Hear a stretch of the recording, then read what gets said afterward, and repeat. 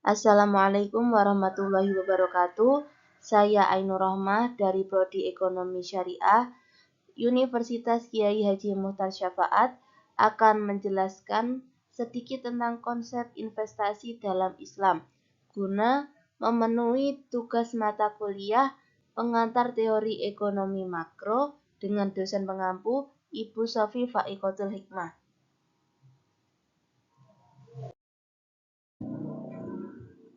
Oke, yang pertama yaitu pengertian dan dasar hukum dalam berinvestasi. Investasi merupakan komitmen untuk menahan sejumlah dana dengan tujuan memperoleh sejumlah keuntungan di masa yang akan datang. Jadi yang dimaksud investasi yaitu penyimpanan dana yang mana hasil atau keuntungan dari penyimpanan tersebut itu dapat diambil atau dirasakan di masa yang akan datang. Kemudian dasar pijakan atau hukum diperbolehkannya melakukan investasi itu terdapat dalam Al-Quran dan hadis Nabi. Selanjutnya yaitu prinsip investasi. Prinsip investasi syariah adalah pada dasarnya segala bentuk muamalah adalah mubah atau boleh kecuali ada dalil yang mengharamkannya. Artinya apa? Ketika dalam kegiatan ekonomi ataupun investasi itu terdapat hal-hal yang diharamkan oleh syariat seperti gharar, maisir, riba, tadlis, dan lain sebagainya, itu investasi yang awalnya dihalalkan bisa menjadi diharamkan.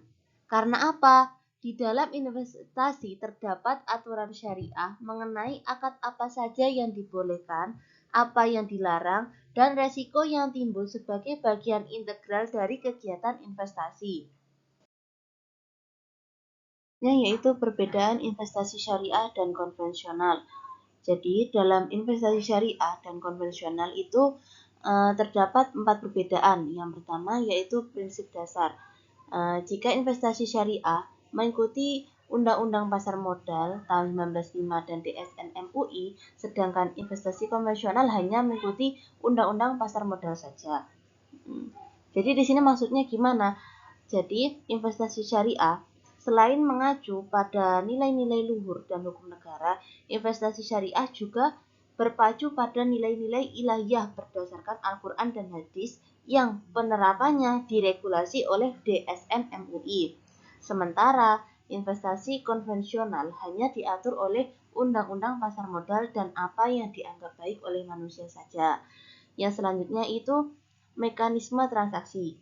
Jadi dalam mekanisme transaksi di sini, investasi syariah tidak mengandung unsur riba, gharar, dan zalim. Sedangkan investasi konvensional tidak terikat pada acuan baku tertentu berorientasi kepentingan bisnis.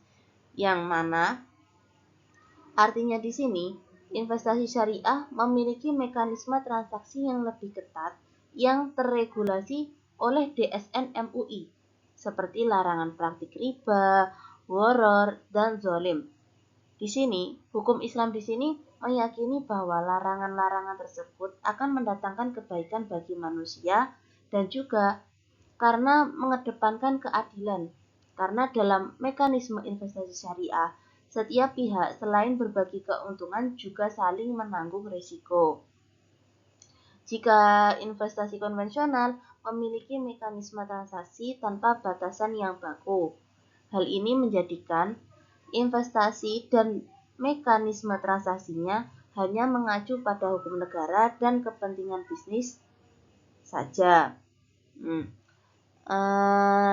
Yang selanjutnya yaitu instrumen investasi.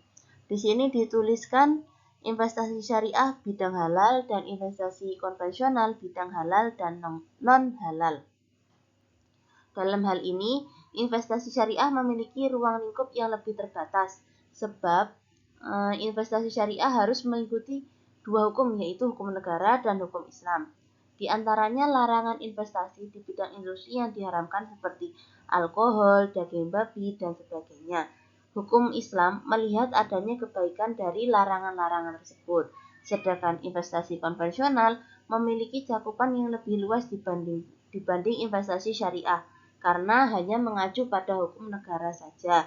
sehingga investasi konvensional bisa dilakukan di berbagai bidang bisnis selain yang dilarang oleh negara. Yang keempat yaitu investasi. Di sini investasi syariah keuntungan, dampak sosial dan nilai ibadah yang berdampak dunia akhirat. Yang investasi konvensional keuntungan dan dampak sosial dunia. Artinya, investasi syariah selain mengharapkan keuntungan, investasi syariah juga berorientasi pada nilai ibadah kepada Allah dan mengharapkan kebaikan dunia dan akhirat dengan penerapan etika dan prinsip Islam pada aktivitas investasi. Beda halnya dengan investasi konvensional yang hanya berorientasi pada keuntungan dan dampak sosial. Investasi yang berdampak baik hanya pada kehidupan dunia saja. Bentuk investasi syariah. Bentuk investasi syariah itu ada 3. Yang pertama yaitu saham syariah. Yang dimaksud saham syariah adalah kepemilikan terhadap suatu perusahaan dengan menggunakan prinsip syariah, tetapi bukan saham dengan hak istimewa. Saham-saham syariah ini merupakan saham dari perusahaan yang menjalankan aktivitas sesuai dengan prinsip syariah. Dan juga saham syariah ini diawasi oleh Dewan Pengawas Syariah yang memastikan perusahaan tersebut benar-benar berada dalam prinsip-prinsip yang sesuai dengan syariat agama Islam. Yang kedua yaitu obligasi syariah atau sukuk. Apa itu obligasi syariah? Obligasi syariah adalah kewajiban atau surat utang yang dalam hal ini menganut prinsip syariah dan seringkali disebut dengan sukuk. Obligasi syariah atau sukuk digunakan baik oleh perusahaan atau pemerintah untuk mencari modal. Contohnya seperti ada sebuah perusahaan yang mengeluarkan sukuk yang mana dananya tersebut untuk memperluas usaha. Akibat dari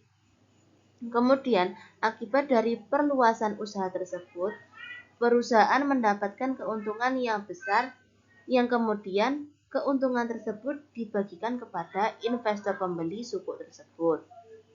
Yang ketiga yaitu reksadana syariah.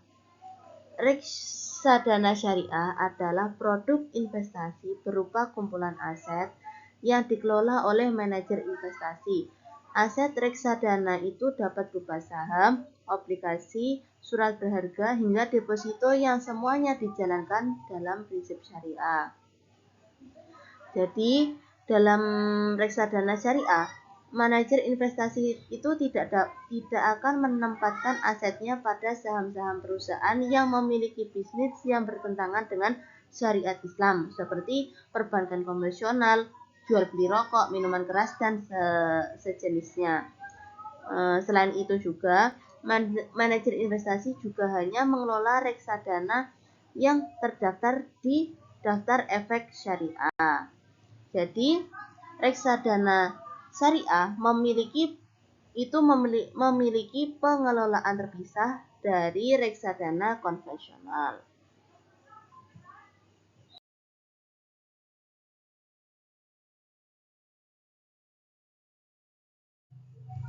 Sekian yang dapat saya sampaikan, kurang lebihnya mohon maaf.